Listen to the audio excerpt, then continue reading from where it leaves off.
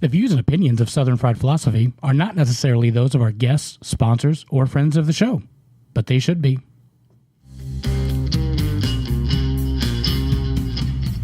This week on the Southern Fried Philosophy podcast, we talk about a cornhole tournament goes awry, the Mormon Church and the BSA, they're not friends anymore, and we have special guest Leanne Powell with Southern Grace Distilleries. All that and more on this episode of the Southern Fried Philosophy podcast. Here we go. Hello, everybody. Welcome to a brand new episode of the Southern Fried Philosophy podcast, where two guys take on life, liberty, and the pursuit of gravy, and you, the listener, are getting a degree in common sense. We are broadcasting from the Busted Knuckles studio right here in beautiful downtown historic Concord, North Carolina. I'll be your host, Biggin, and how about you?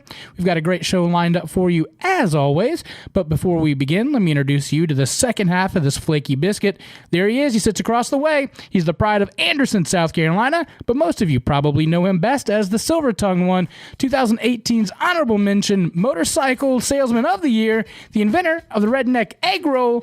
Give it up on old mic number one. There he is. It's Mojo!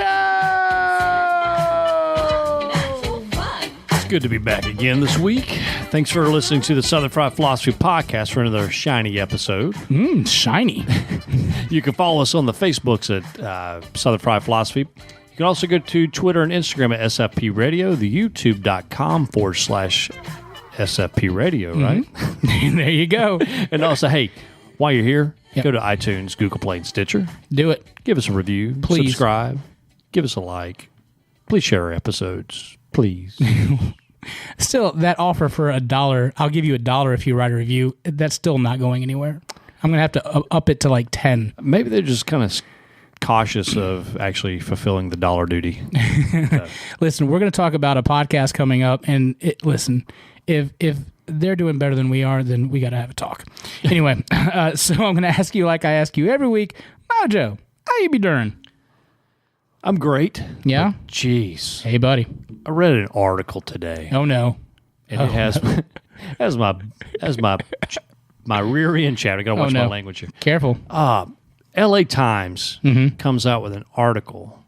The rise of STDs in Los Angeles County, California, Stan. Shocker. Guess one word.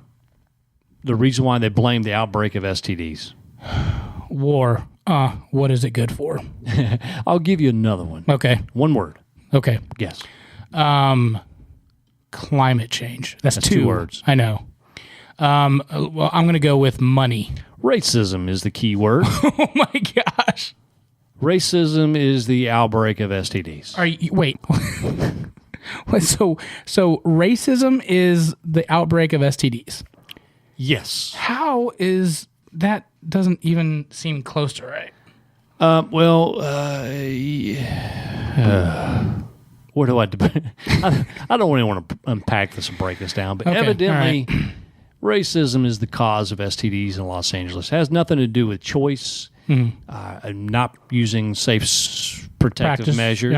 Yep. What do we say about that? We're like not covering the car. There's so many ways. You're right. But obviously, none of the preventive measures, the millions of dollars that have been spent on sex ed in schools, none of that's worked. Common sense, abstinence programs are eliminated. Yep. Parental talks, well, I guess the parents don't have those anymore. Yeah, you're not going to But the rise of STDs is now due to racism. Thank God I live on the East Coast, because here we have maybe a little tad bit more of common sense. Well, it depends what parts of the Carolinas you go to in certain parts of Alabama, but we do have common sense. And to realize that STDs actually happen when you commit the first part of the STD, the first letter. The first letter. But, yeah, and personal choice. But sure. Besides that. Anyway, I digress. How you be doing, buddy? So that article is really going to burn your biscuits pretty bad, huh? Why shouldn't it? It's like a fire starter to a bonfire, brother. Yeah, you just light the match and watch it all burn. I don't even know why I actually read you should not anymore. Read. Yeah, I need to take you away because It just poisons my mind. Yeah. So I kind of take that advice, and I just don't read. So that kind of helps. We have a book that we've been trying to go through. Well, I've already gone through You've gone through it twice, and I'm still yet to go through it. However, my wife is going out of town again this week, and we have nothing on the schedule for me. Like it is my time by myself. I have nothing planned, no expectations whatsoever. So this week, You're going to read 10 pages. I'm going to read. That's a lot. I mean, you're asking a lot of me on that one. No, I'm going to try to finish it up this week. So I'm excited about that. We got done with our derby party. That was a good time. Yeah. I don't know where the Mojo family went, but AWOL. No, It's quite my all right. wife had to work, but if you do have leftovers, I'll be stopping by. There are a ton of leftovers. I was looking at the food. I was like, well, looking at the food, where's Mojo? And then I realized you're on keto, and I'm like, well, you could have like a meatball, maybe. So that could explain some of that. I would have broken my. Broken my fast there. Dude, we were so wore out. I had a wedding officiated You did. Friday night. Tell me about that. How did that go? Padre? It was good. Just traditional wedding, quick, over ease with, and there It was you like go. eggs. Yeah, just like that. So I officiated a wedding. First time I've done that in quite some time. So Yeah. it was fun to get back in the groove. Very But, cool. Yeah, so there's actually another happy couple. Wow. How about that? Good job. But Congratulations on that. We were just so worn out, and then my wife had to work the next day. So Yeah, no, I understand.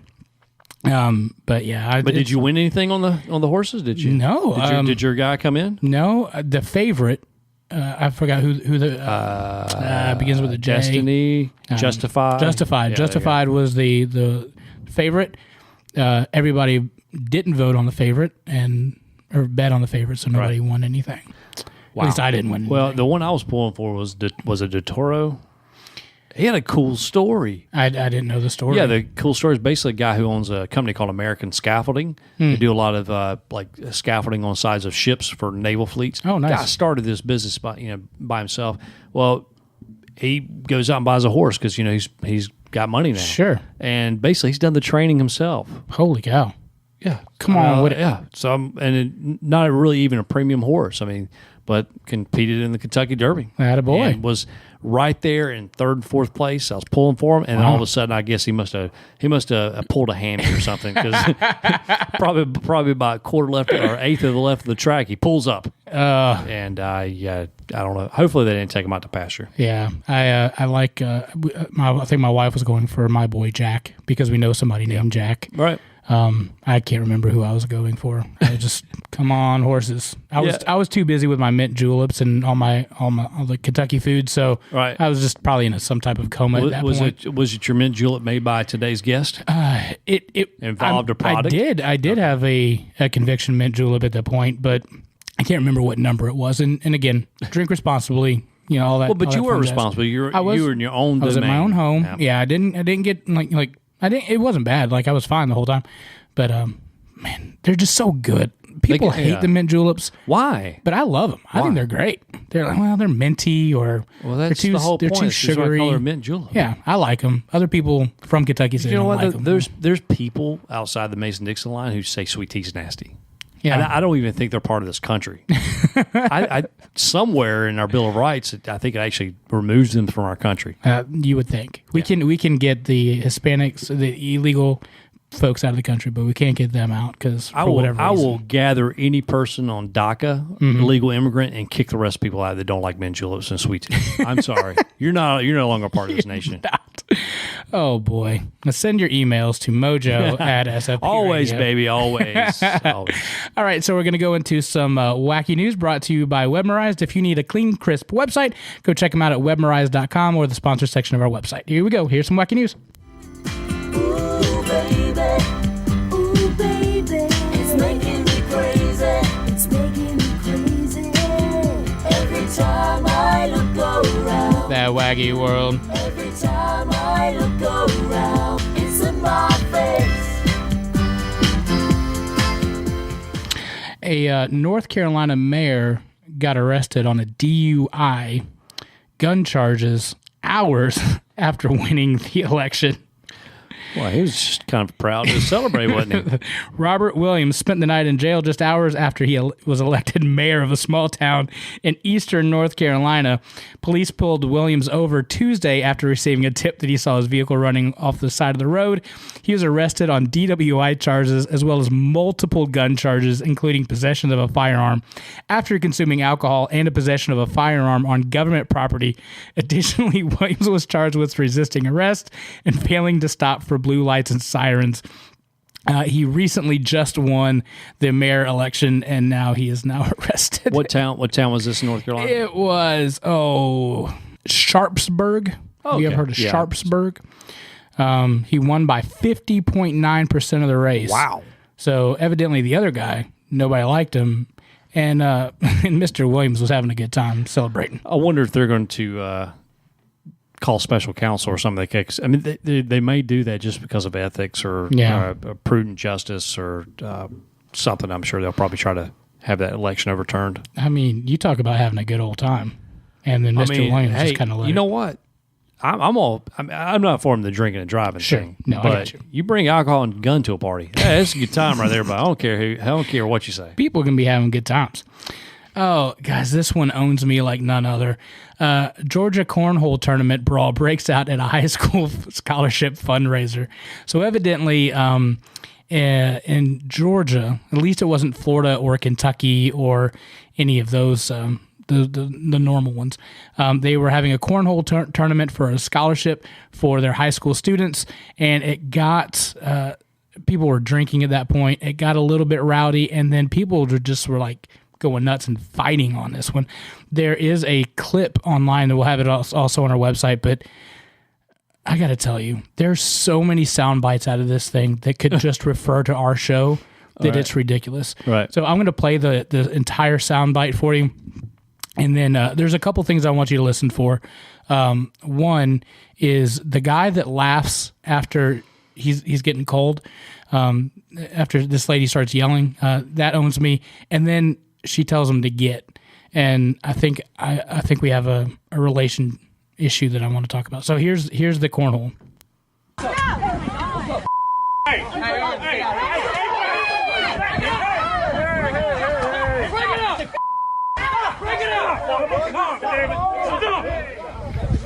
So here's the fight. Stop it right now! We will stop this tournament! This is stupid!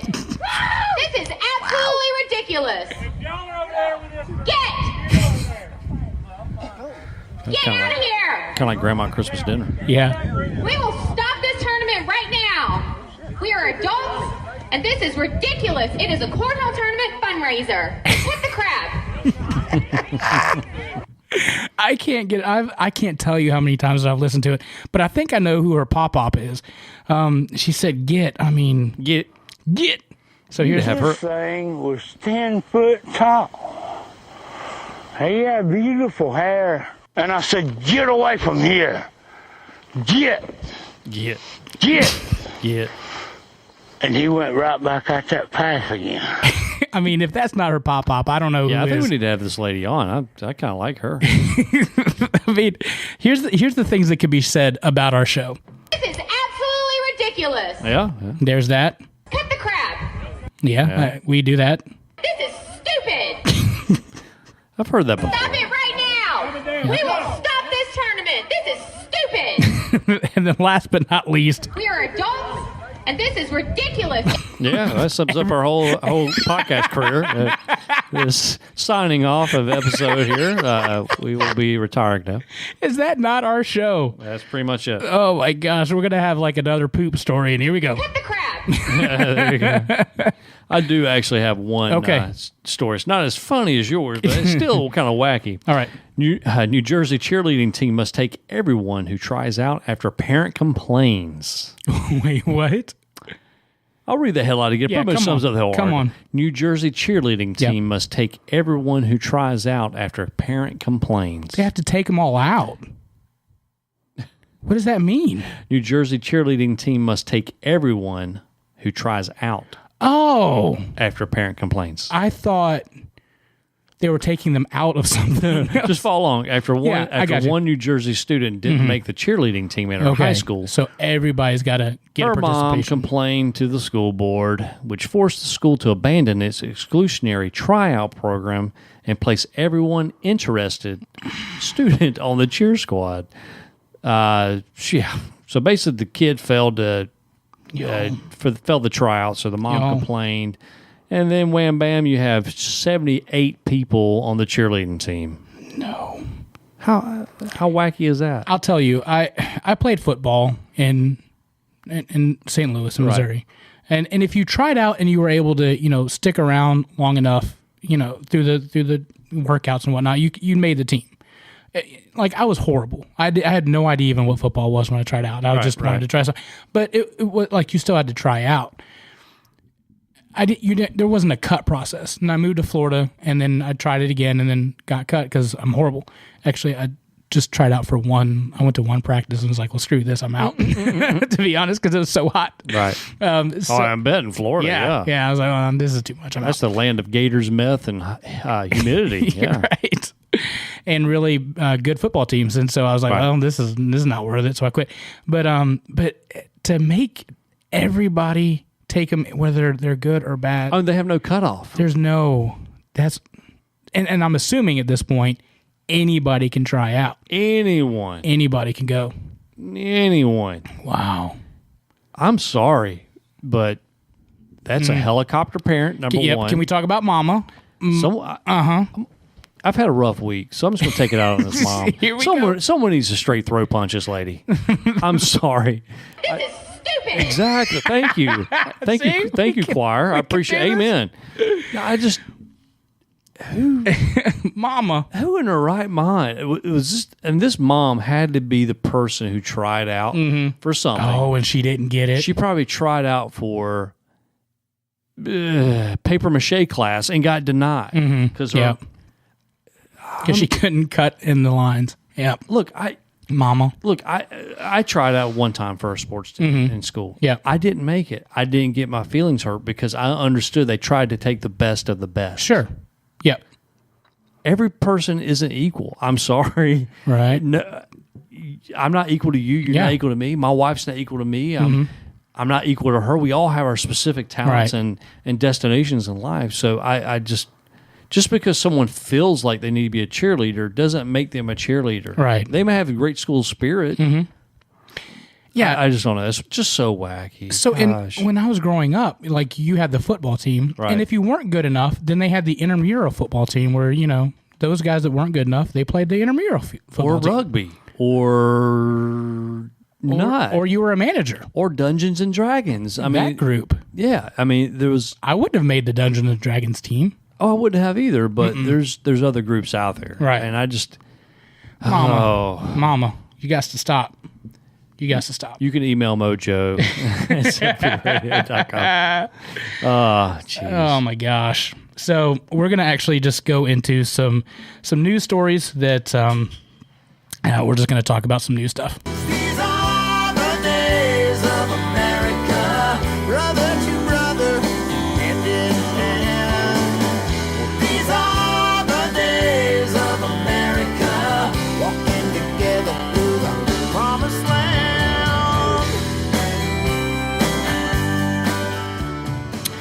All right, so I don't know if you saw this or not, but this is a Boy Scout of America update. I need some BSA music or something like that, but they are taking the B out of the SA. Right.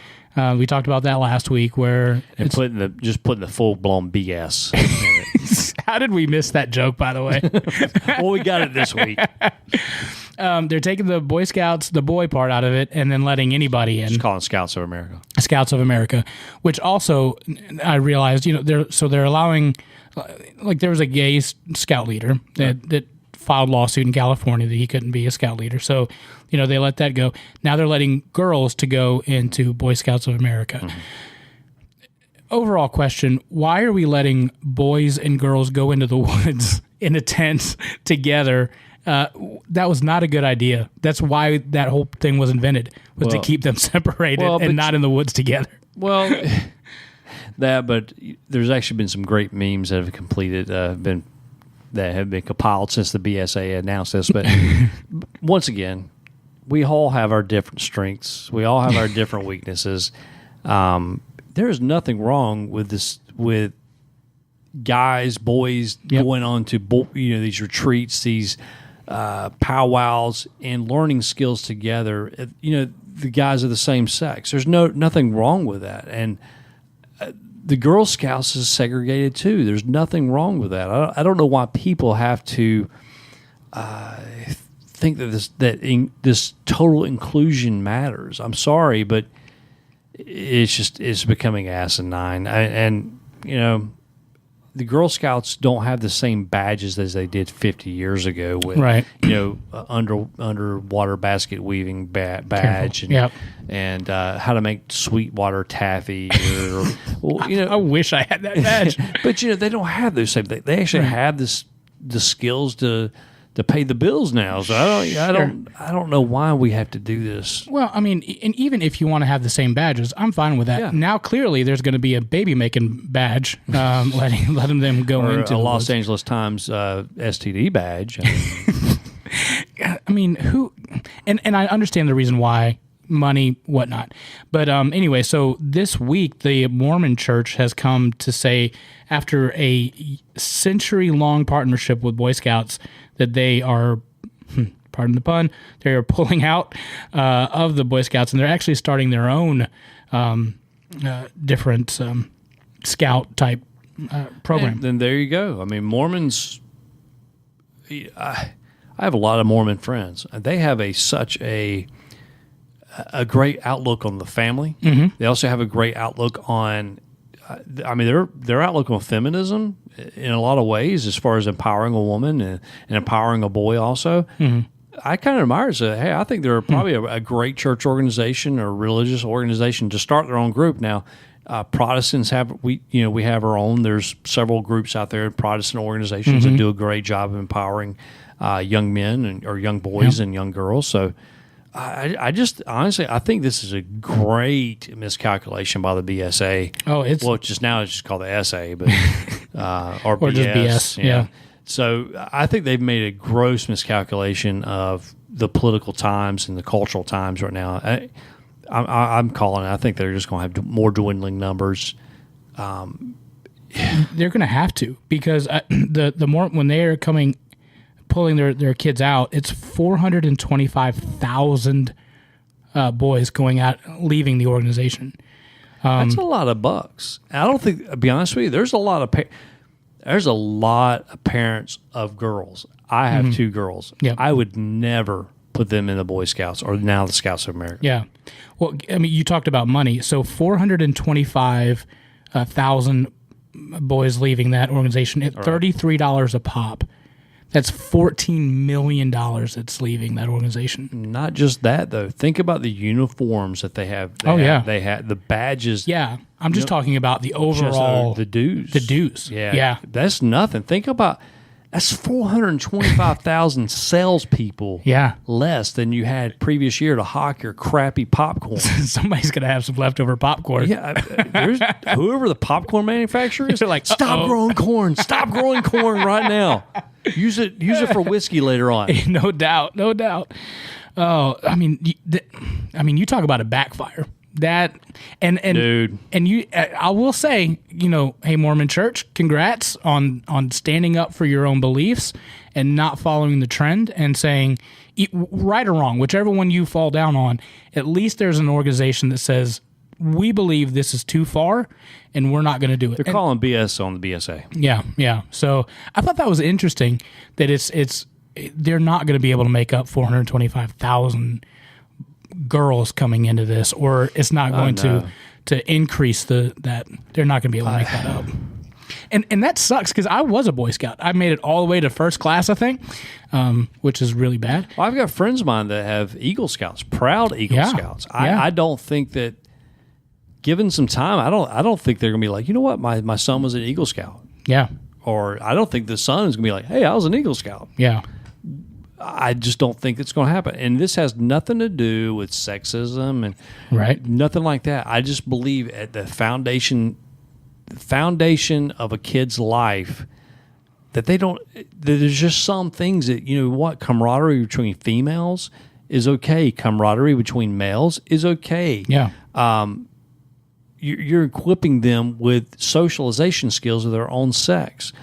You look at a given girls' Sunday brunch. This girl's hanging out. They're not going to have boys out there too. It's going to be girls. I mean, the logic of this just absolutely, I just do not understand. So. Yeah, it's kind of crazy.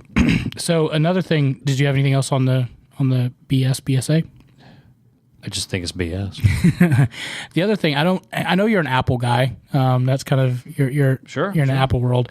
I'm a Google guy, and so the Google I/O had their big developer conference. They call it Google I/O this week. Man, they're putting out some really cool stuff. Just some highlights that they're talking about is Gmail can now auto-complete almost entire emails. Oh, wow. You know how you have auto-prediction of that? Entire. Now they're going to do basically entire sentences of, entire sentences instead of just words on your email. Google Photos is now doing a suggested actions. They can spot friends on your photos. So if you have your camera open, that's scary. It will see your friends, and then like any information and stuff that comes up, almost like a Black Mirror episode. And they're also tying that into Google Maps. So if you're walking, it'll give you kind of directions of where you need to go visually. But then like on screen, if you're using your camera, it'll pull up and it'll tell you basically direction. Facial recognition. Yeah, all kinds of. Their biggest thing was just artificial intelligence. That's been their huge thing. In fact, one of the things that they're doing is on your Google Assistant, kind of like Siri, right? You'll be able to say, hey, I want to book an appointment with my hairstylist sometime between 10 and 12, and I just need a regular haircut. Wow. And that assistant will actually call that business for you and then set that up, just having a regular conversation with the person who picks up the phone, and it sounds just like a regular person. I mean, it's mind-blowing. Now, is it going to be like the telemarketers when they call you and it's the auto robot telemarketer where they're like, can we interest you in something today? And you're like, go pound sand, and they're like, ha, ha, ha, ha, can I tell you about our program today? And you're like, go jump a bridge, and they keep going. Yeah, so. I don't think so. I think it's the intelligence part of the artificial intelligence that will actually be able to carry on the conversation. Dude. And then be able to pick things based on the response. All I know is I hope Jesus comes back soon, because you know what? It's not going good. I've seen Terminator. Google Photos, if you take pictures, like if you have some old pictures of black and white photos, it'll actually put them in color for you. Wow. So I think mind blown. That part is kind of cool. They'll have different voices for your Google Assistant. So I think the first one coming out of the gate, the celebrity one, is John Legend. So you can have him. I want like Lil Wayne or yeah. It's one of these mumble rap guys. That's what I want. And here's a question for you. And I know you don't have these things in your home. Totally okay. Right. But if you could think about it, like a kid saying, "Hey Google," I hope the phone don't go up. "Hey Google, tell me a story." All right. And it's very demanding. It's saying, do this, give me the time, Right. And it started when they were studying children. Using that, they were getting very demanding and having attitude thing. Google actually is coming out now with Pretty Please, where it's now you trying to soften them up to say, will you please read me a story? And then the response is, thank you for being so polite. I will be glad to give you a story. And it's trying to soften them up, but show them being polite and how. Oh, but also nice. But the Google will never say no. You know what I'm saying? So how does it gauge when a kid goes, "Hey, may I have a second helping of ice cream, Mom?" And Mom's like, "No, you already had one there, Colby." Mm-hmm. And all of a sudden, what's a kid going to do? How's it going to interact? But no, the whole AI stuff does fascinate me because it is pretty. I mean, it's going to be the future. I mean, companies are building whole programs around artificial intelligence. I mean, hell, Amazon. Look at Amazon. Their predictive programming with what you may look for, and then it places ads on Facebook with Amazon. I mean, it's amazing. Yeah, I mean, it's scary, but it's amazing. Yeah, and and we know that they're listening all the time, but I will talk about something Probably right now. Yeah, I'll talk about something, and then an ad for that thing will pop up. So now you're just a conspiracy theory. I'm telling you, and before I even search for it, Yeah, there's already an ad. I'm the same way, man. I'm the same way. So there is a video, if you want, I could play it, about the conversation for the haircut thing. Oh, I thought you were about to say the conversation between two Google or Alexas versus whatever. That one's pretty scary. There's also one of Alexa and Hey Google, whatever, talking to. So Oh yeah. and yeah. Well, I just think that it's interesting. So here's how the conversation will go down. So how can I help you? Hi, I'm calling to book a women's haircut for a client. I'm looking for something on May 3rd. Sure, give me 1 second. Mm-hmm. And so just like that, Just a little idiosyncrasies like, yeah. Yeah. Like, I'll wait. Hold on. And once But it's also done. the pause is the natural pause of Yeah. Yeah. And once it's done, it gives you a notification that they've booked it. So you don't even have to call. You just say, and then it'll call that for you, book the appointment, and then let you know that it's been done. Yeah, So- I could try that with my wife. Hey, Google, please call my wife and schedule some hello time. Yeah, I can see that right now. My wife is going to be like, oh, yeah, there we go. Well, that's not going to work. So anyway. By the way, if you're wondering what hello time is just think of the first letter of the LA Times article that we read first. That's that. We talked about that a couple of times on the show. Yeah. All right. So the other thing that I was going to bring up is your secondhand embarrassment, and we talked a little bit. I had some today. I can't remember Did what you? it was now, but yeah, it was some secondhand embarrassment. So we did a podcast a couple weeks ago that we had to scrap because Biggin hit the wrong button, and it Didn't record. It didn't record right. So we were talking about secondhand embarrassment, and to let you guys know, like, if something happens, like American Idol, we'll take American Idol for example. If there's somebody that's singing really, really bad, I'm usually the guy that's kind of laughing at them and just egging it on. and egging it on. You, on the other hand, feel really, really bad about it and kind of get Yeah, it gives me the heebie-jeebies, The man. heebie-jeebies. Yeah, I kind of get that. I just want to not watch it. yeah, Yeah. kind of get that sick feeling in your stomach, that type of thing. Yep. And the other thing that I like is when people mess up the national anthem. I don't know, does that freak you out? It, or like, it you does get the because secondhand? it's something that, as kids in America, it's something we start with every morning in school. Mm-hmm. And lack of a better term, we're indoctrinated to know the national anthem, show some pride in the flag, and whatever. So for someone to mess it up, I mean, now granted, I probably would mess it up too. Sure. Yeah. Singing in front of more than two people, but I'm saying this, it kind of makes you cringe though, because you know Yeah. the words. You're singing along in your head, you know the words. Yeah, so we're going to do a segment where we just talk about your secondhand embarrassment. And so here is Lady Antebellum. They're singing the national anthem on Game 5. So this just happened. Well, number one, they suck anyway. So You're not a Lady A fan? No? no. All right. Well, this is them. You'll probably enjoy this then. So here's no. here's them messing up the national anthem.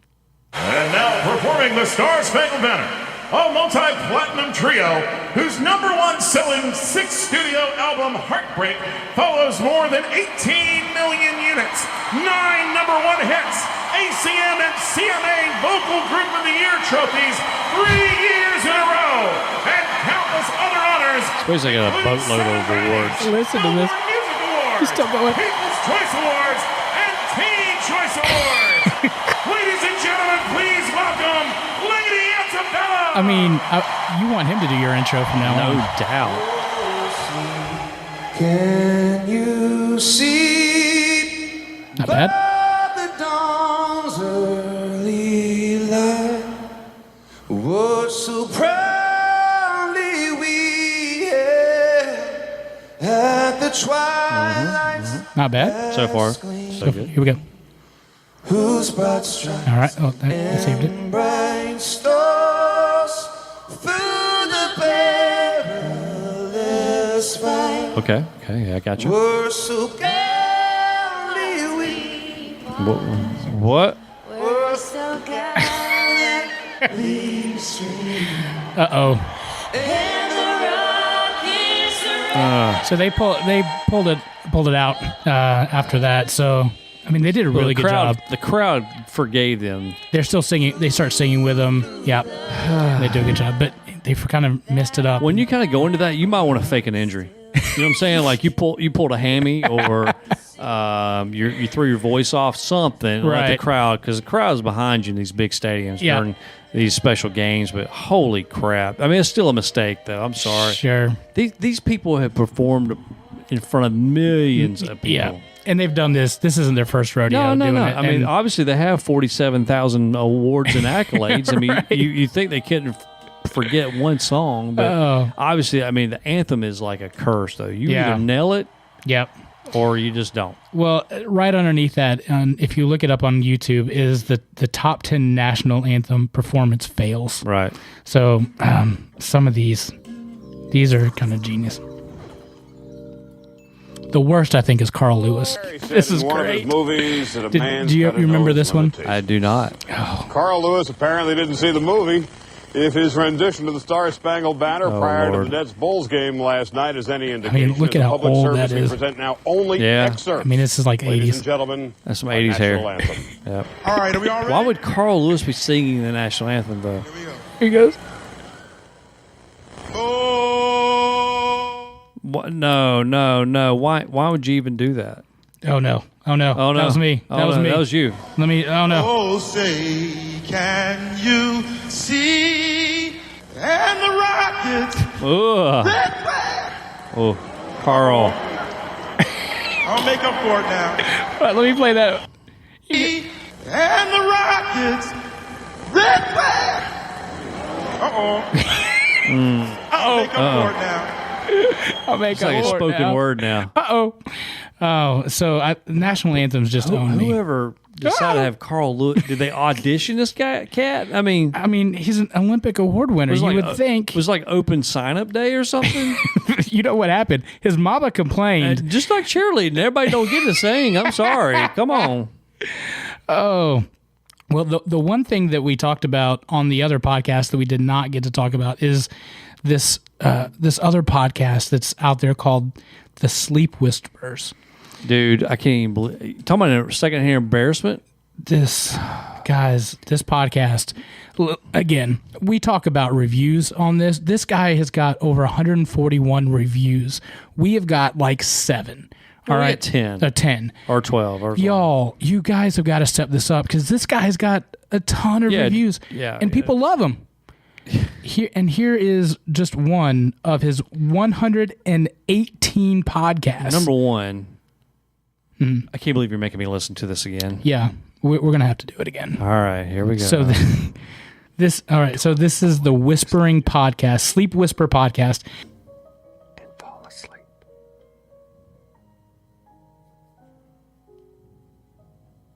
This is episode 114. How many episodes does this cat got? 118. Specifically, Jesus Christ. it's a Whisperpedia episode about Marco Polo.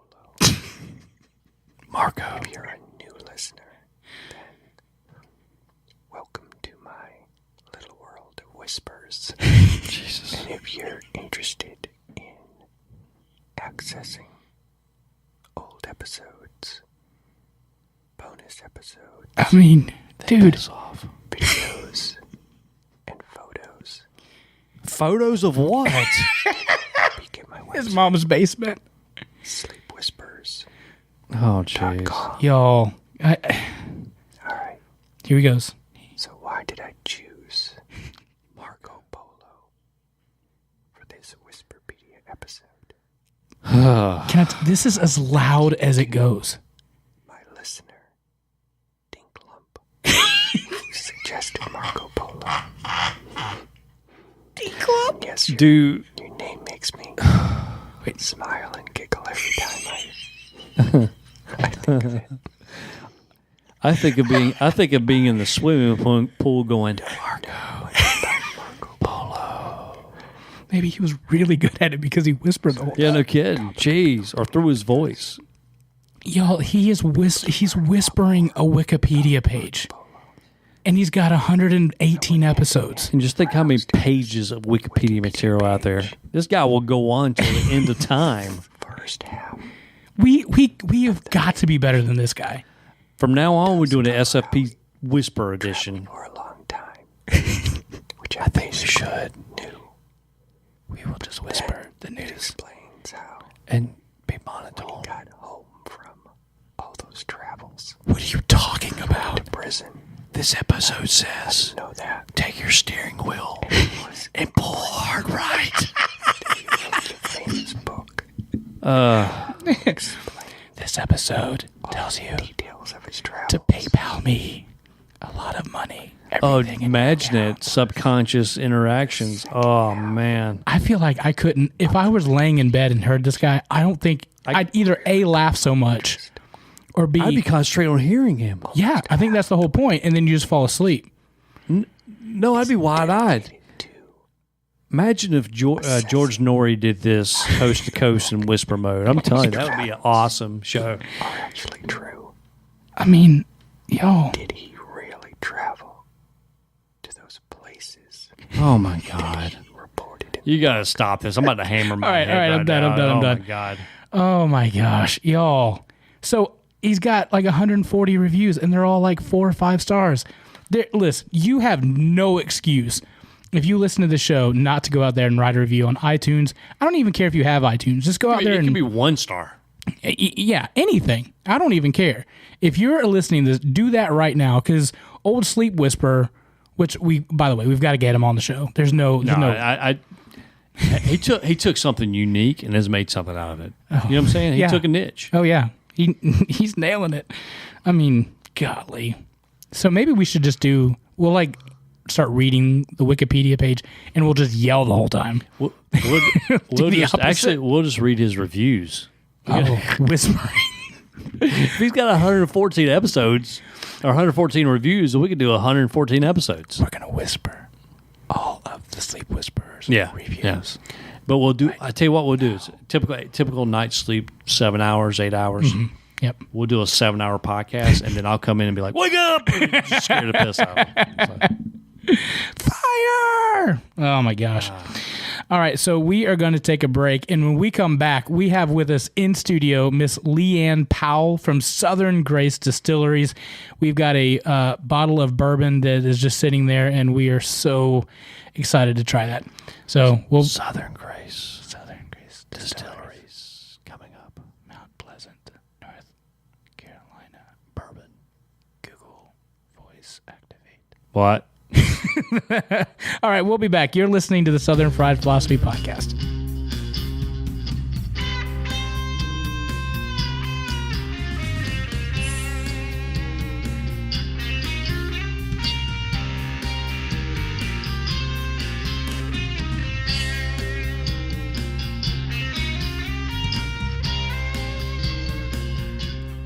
All right, we are back, and in studio with us, we have one Miss Leanne Powell from Southern Grace Distillery. I can't tell you how excited I am to have you back on the show. You were here originally the first time, talking about I think the lemonade. I was, yeah. And then the Sundog 130, and now we have bourbon, Conviction, small batch bourbon. I am so excited about this. So how? Tell us about the bourbon. It is small batch. Our largest batch is a little over 300 bottles. A normal single barrel would be around 74 normally. It is, I think, delicious. I hope that you find it to be delicious as well. It's cask strength. For those who don't know, that means that we don't add any water. We just dump it directly out of the barrel, and we bottle it at whatever proof it comes out. We barrel it at 100 proof. It usually comes out somewhere between 97 and 99. Oh, wow. Okay. And then how long has it been in the barrels? And just so you don't know, if you don't know about bourbon, it's just the white dog, right? And it just goes into the barrels, and then magic happens, and then it comes out bourbon. Right? Yes, magic happens. I'm so glad that you know how it works. Why don't you back up a little bit and just tell us the kind of process of how you guys go from water to magic water. Let's see. First, we make a as JT was saying, a white dog. The white dog is barley and corn, 88% corn, 12% malted barley. We make that in our very, very old-fashioned stills. Y'all have been to see them. You know that they're workhorses, not show horses. That batch will usually average out to about 130 proof, which is usually what we make our Sundog 130 out of. Also paint remover. Not mine, thank you. The first part of it is, right? Those are the heads. yeah. So you can use that. Yeah, that, and we but actually everything else. we do 3 cuts. Most distilleries do 2 cuts, but we actually do 3 cuts. Okay. And then we take that, we proof it down to 100. We put it into a barrel. Now, when we started this that you're having tonight and what you find on the shelf right now, that was put into 10-gallon barrels and 15-gallon barrels. Okay. Most of us, when we think of a bourbon barrel, we think of a big barrel, a 53-gallon barrel. These barrels that are 10 and 15-gallon barrels, they age at 3 times the speed of the big ones. Okay. So normally for a straight bourbon, you would have a 2-year or more bourbon. Okay. For this bourbon, because it ages so much faster because of the oak to alcohol ratio, this one comes out in 8 to 9 months. Wow. So most distilleries source their bourbon when they first open. They buy it normally from Indiana. And why Indiana? And that's because that's where the big distillery is. So basically there's like one master and they just slap a label on it?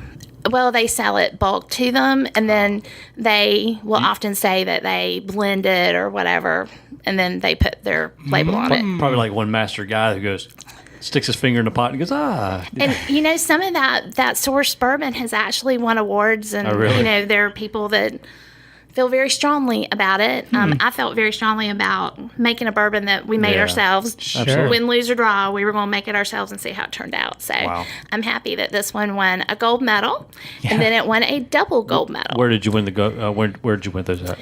The gold medal was in Los Angeles at the Micro Liquor Awards. Holy cow. And swinging for the fences on the first one, huh? It came out in November, and that was the only festival we could send it to, and I was a little scared, but we did it, and it came back all right. That's awesome. And then in New York City at the 50 Best Bourbons competition, we sent it there at the same time, and that one came back with a double gold, which means a perfect score from all of the judges. Oh my gosh, that's amazing. So we're pretty excited. Yeah. And so you won a major award. We think it's major. We're pretty That's excited. Awesome. Oh, yeah. We're Awesome. pretty excited. Yeah, absolutely. I think you posted on Instagram or Facebook the medals around the bottleneck. I thought that was awesome. So. That's cool. Yeah.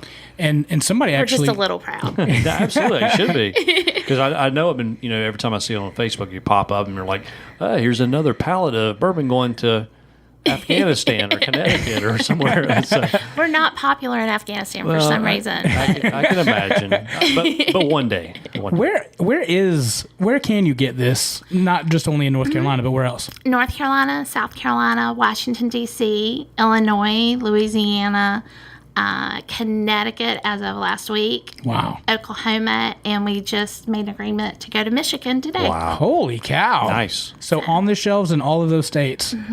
What's the process of trying to get into those states? Do you have to, is it like long and tedious to make that happen? She's laughing. Yeah. Obviously, it's pretty simple. Yeah, well, sure. It was especially long and tedious before we had bourbon. I will say it gets easier when you have bourbon, because we've been trying to expand beyond our own backyard here for some time, but it takes a lot. Yeah. I'll leave it at that. I mean, I'm sure just a ton of paperwork. It is waiting. Yeah. Is it you have to deal with alcohol? ATF, I guess you have to deal with them. Well, it's actually the TTB, which is Tax and Trade Bureau out of Treasury. But there has been some talk about moving everything back under ATF with government reorganization. So who knows? But mostly it's state to state. Yeah, because it's so messed up how you have to have it into a certain distribution center, and the 3-tier system. Yeah, it's so crazy. But we're just happy to be there. I'm not going to complain. I'll complain for you. We're so blessed to be able to be there. Because when government regulates things, they just screw everything up. So that's But you have it in the right hands. It's in D.C., so maybe they'll have a couple bottles of it and actually tear some legislation up. That'd be great. You know what I was thinking about? Side note, though, if you want, if the law's listening, just turn off your radio now. Mojo and I could be like the Duke boys, and we could just run it across state lines. Or Cannonball Run. There we go. I love it. Eastbound and down. That's right. I would love to do that. Yeah.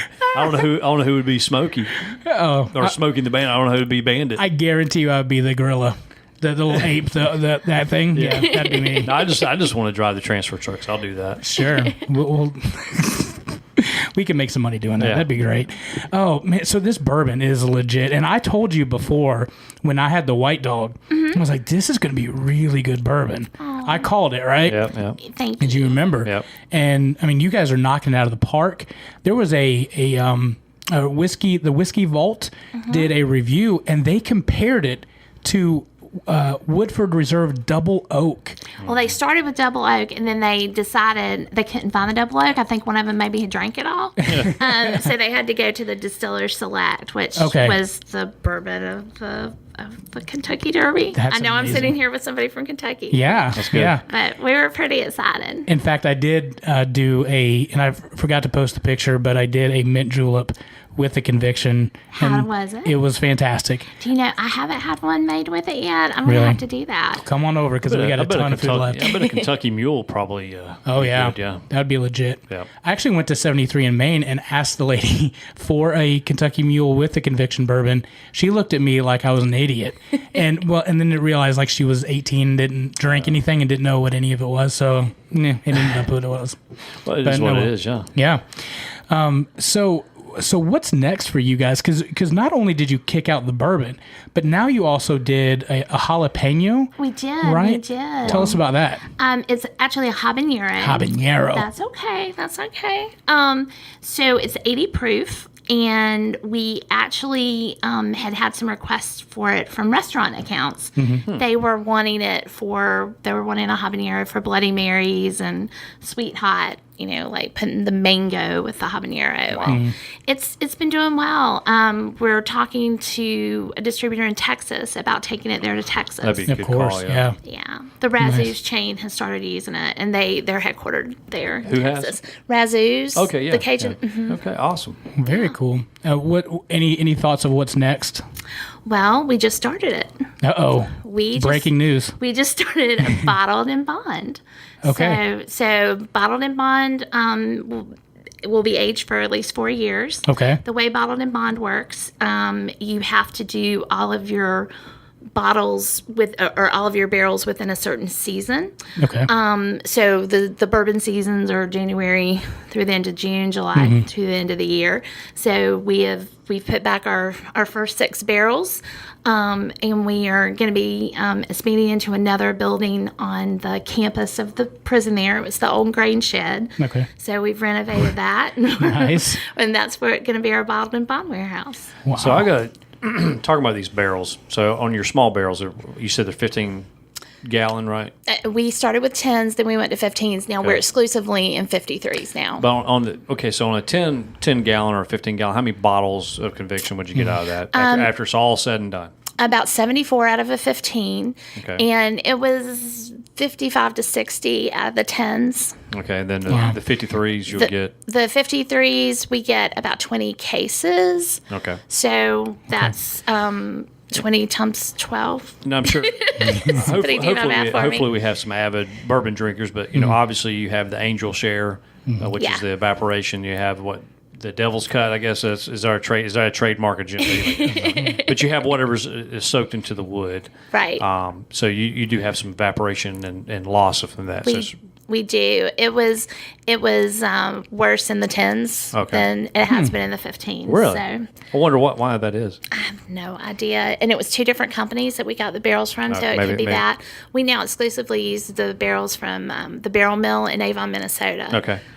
Do they charcoal those out, or do you do They that? do. We're level 3 char. Okay, I was going to ask what the char was. There's levels? Yeah. Yeah. So 4, I think, is the darkest, right? There are people using a 5, which is just an alligator char. I mean, I'm surprised the barrels don't fall apart. Probably looked like my face in high school, pimply. Now, from what I understand, like a level 3 char is charred for 30 seconds, somewhere around 30 seconds. A 4 is like 45 seconds. So I'm assuming like a 5 would be 50 to a minute. And there are folks out there experimenting with going up to over a minute. I don't know how that works. Yeah. So Anyway. I think that would be too rough. things I learned, because I love bourbon, love different small batch bourbons, things like that. But things I learned when we toured was, if you guys do have ruptures in the barrels. We do. And so explain how you fix a rupture, because obviously you don't want all your profit to be drained down the floor. So how do you fix a rupture in a wooden barrel?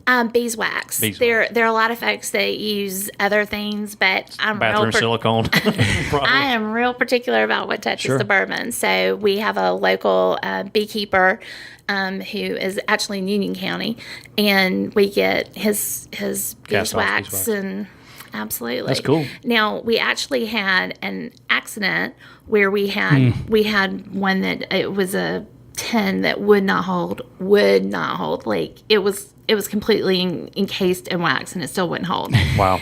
And we ended up transferring that to another virgin barrel. So we had quite by accident, our first double oaked. When it came out, it was amazing, if I say so myself. Yes. And in fact, it was 73 in Maine.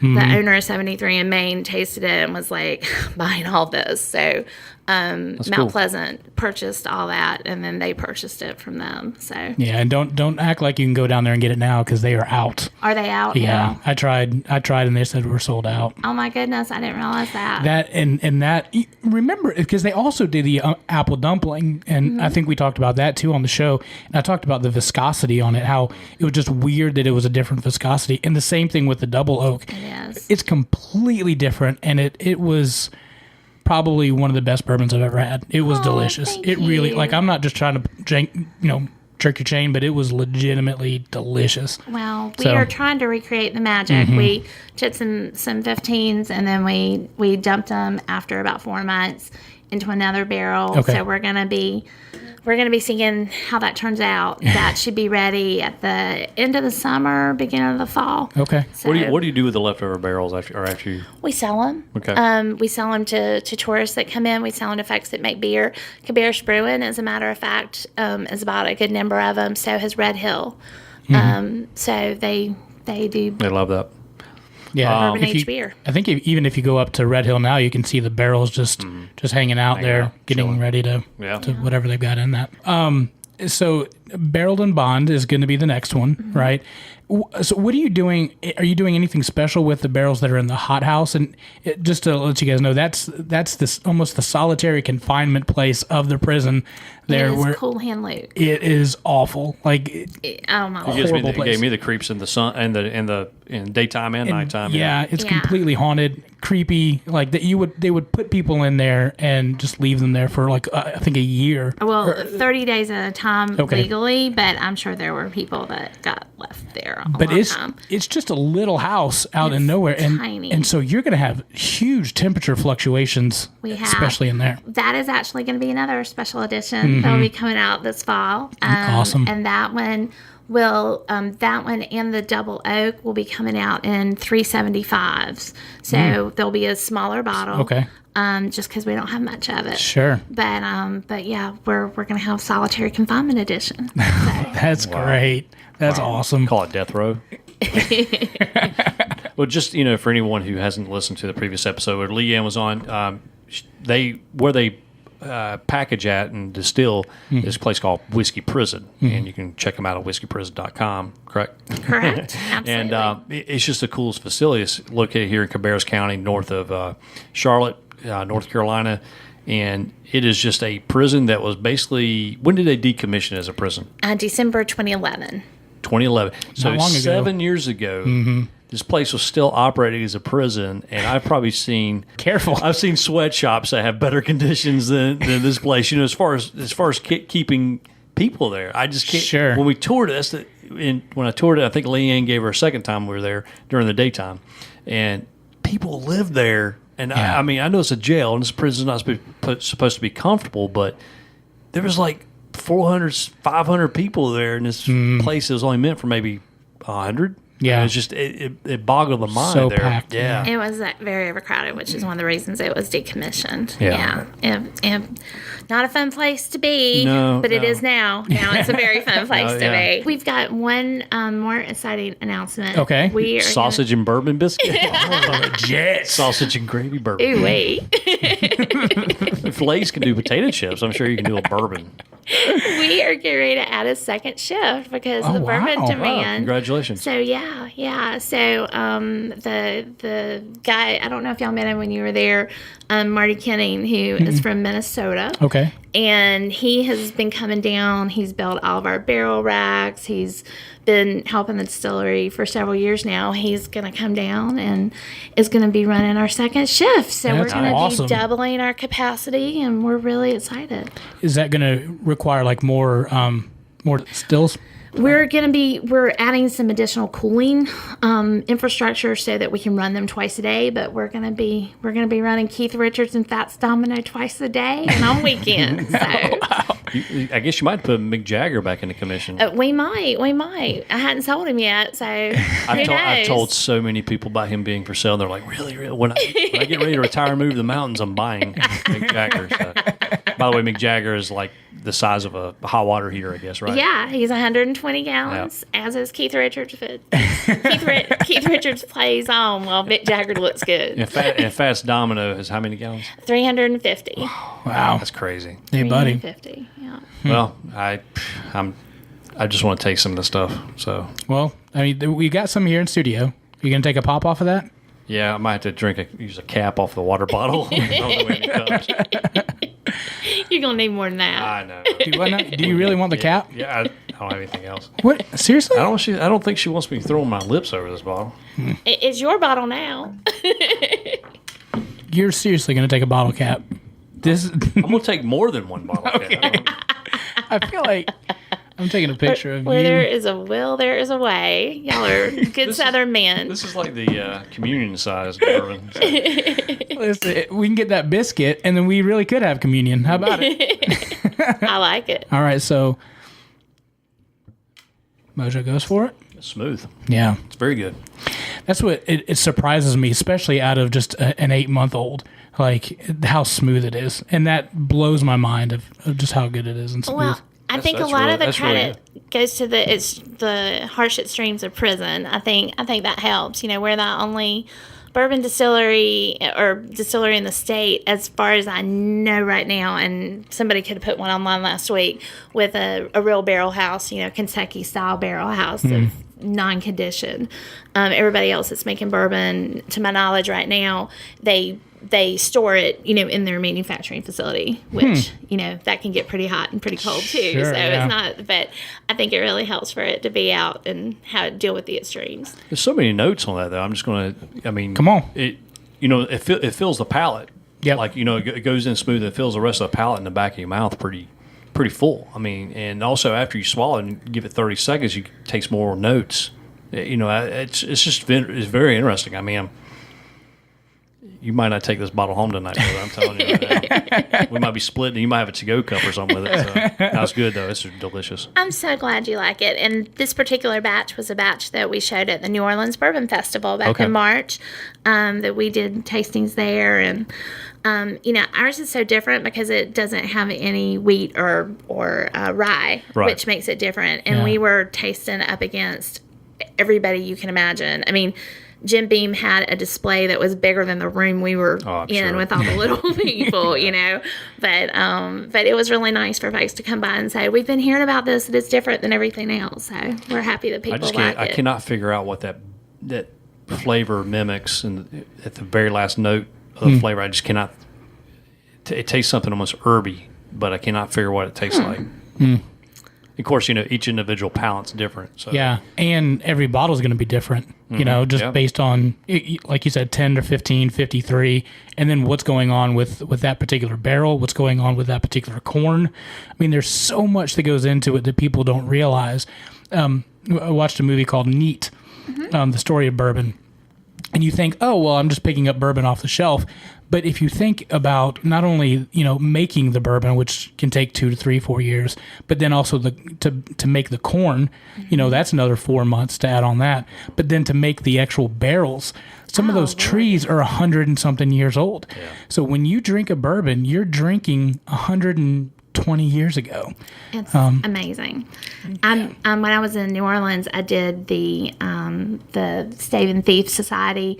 I became a certified bourbon steward. Oh, wow. And that's one of the things they teach you is about how the trees are harvested. So many of the big distilleries, they have their own forestry programs, and about where they cut which staves, out of the trees and everything. And it's absolutely fascinating. Yeah. I can completely bore anybody talking about bourbon at this point. The deeper I get, the more excited I get. think it's cool because, just think when that tree was planted, such and such president was in office and these world history events were happening. So I'm a nerd when it comes to stuff like that. So. Yeah. And nobody knows what's going to happen in, the next 100 years. Bourbon 100 years from now is not going to taste like the bourbon that we got now because everything is changing so much. Global warming. And that's why it's so amazing when you can drink these antique bourbons too. Yeah. People go on about, oh, what's the big deal? The big deal is it was made differently. And these were people, folks that were making stuff in the late 70s and early 80s.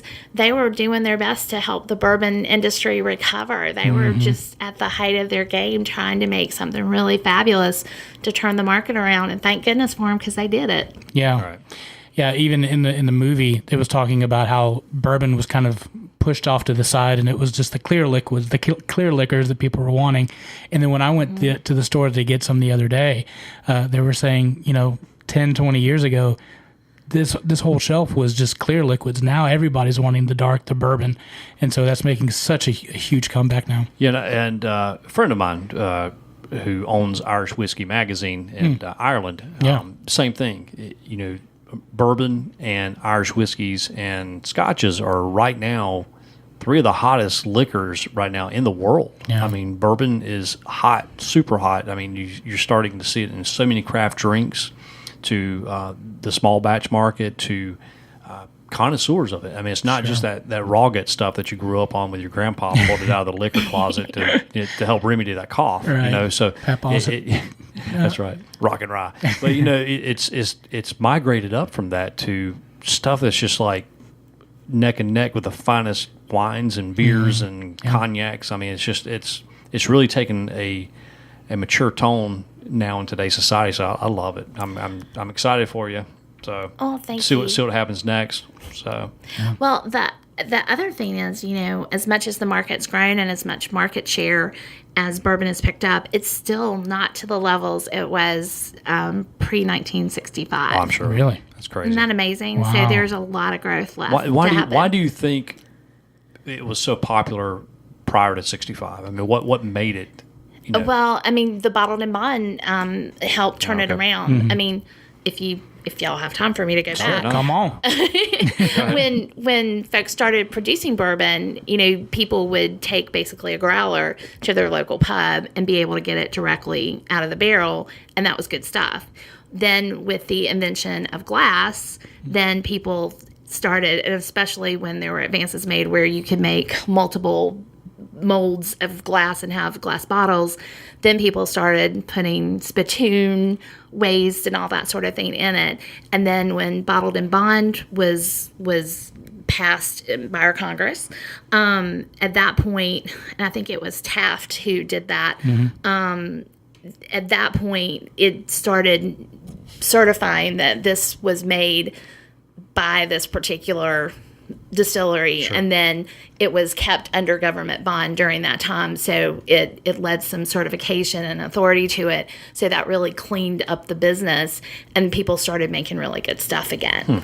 So that's sort of how that happened. And then so maybe government regulation actually helped something. Yeah, that one actually did work. Yeah. Because people at that point were just bourbon was so hot at that point, people were just trying to throw anything they could, food coloring or whatever. Turpentine. Yes, people were dying because of that. And there needed to be some type of regulation that said this was certifiable. This is actual real bourbon versus, turpentine, like you said, with food coloring in it. Exactly. And then you had Prohibition come along, and that drove a lot of the good companies out of business, of course. And then they built their way back up after Prohibition. And then, Speaking of that, vodka and here's rum a got new easier to flavor find for you. here. Cannabis-infused bourbon. There you go. You hear a lot of people talking about that sort of thing. Listen, you're gonna get that quick. Yep. I'm not shocked that that's even on your mind. But anyway, Well, one of the I cannot remember the name of the bourbon now that I had that had actually grass in it. It's Buffalo something. I can't remember the name of it. to be clear, not the drug or just actual grass.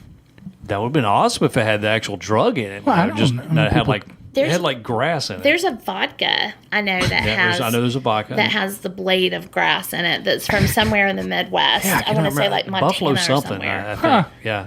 That's weird. It's just crazy things people infuse. I've had bacon or bacon infused vodka. I wonder how bacon infused bourbon would be. I've had That sounds like heaven. I've had a maple bacon Manhattan that was legit. Really? Really, really good. Yep. But to answer your question, one of the things that I learned on the movie is that people in the olden days, they had a whole bunch of extra corn at the end of the season, so they would make stuff for their family, sell everything else, and then whatever they couldn't sell, they either had to store it, just the grain, and if that was the case, then mice and everything else was going to get into it, Right. or they could make it into liquor, which, as you said, with glass, then can be it can stand the test of time and not get rot or anything else like that. Sure.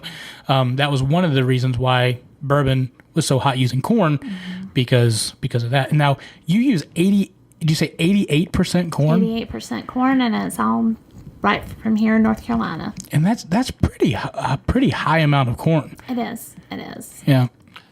So basically, you could advertise farm to table. If only there were barley growers here, Yeah. but we just don't have those. Well, in our climate, it's just not right, for much barley. Just out of curiosity, what state do you get your barley from? Well, I buy it from a company in Fletcher, North Carolina. So the money, at least some of it, Stays comes in from the North state, Carolina. A lot of it is, it's up north.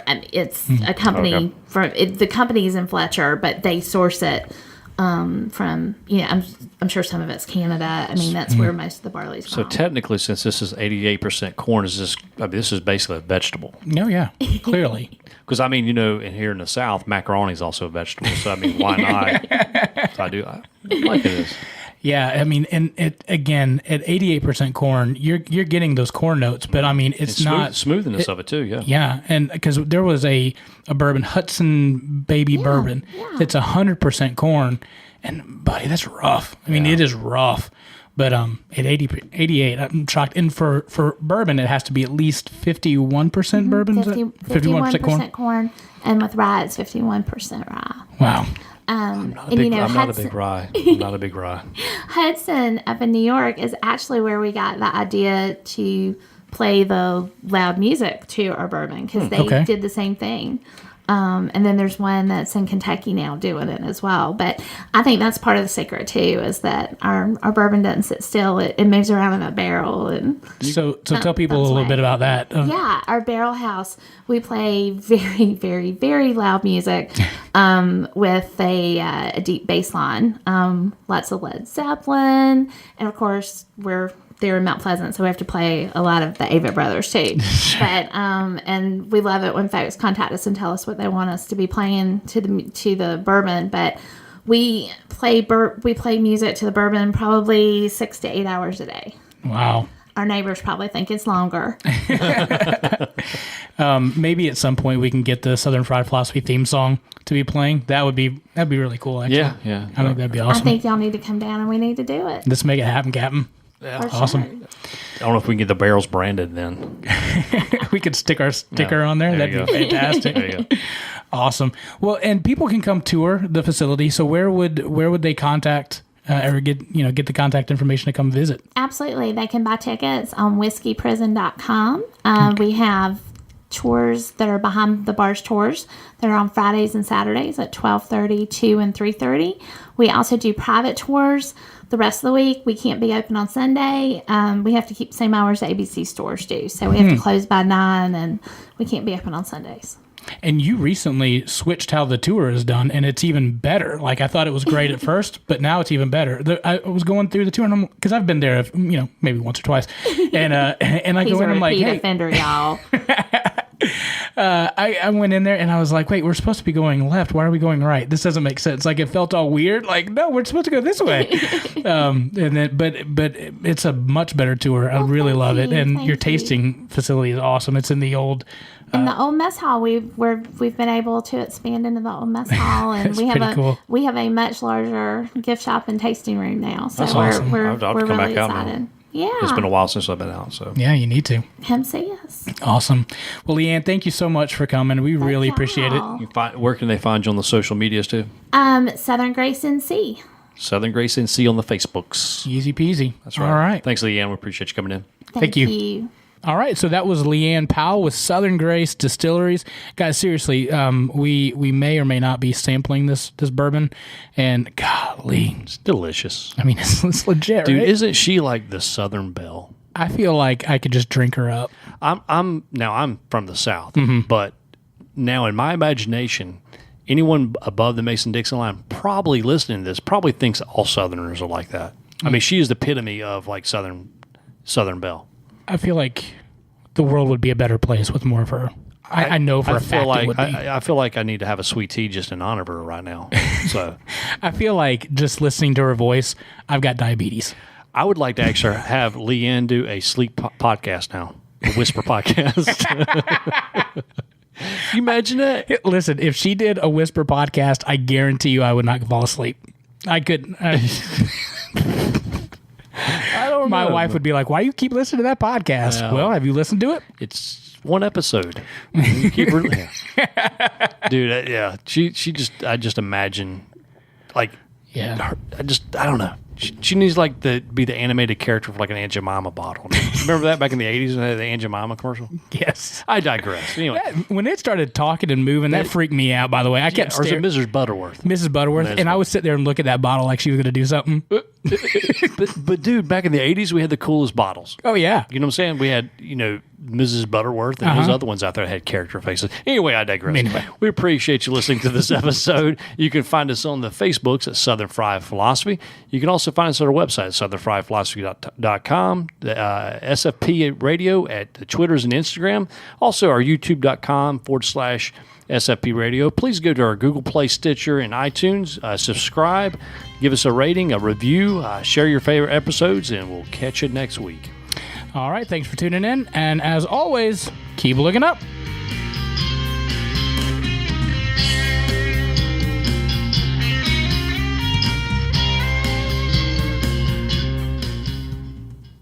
That and Britney Spears. I'm going to admit it. There's a couple Britney songs I'm like, that's pretty good. That's not bad. But I will never admit that, and I'm not admitting it now. I mean, sure.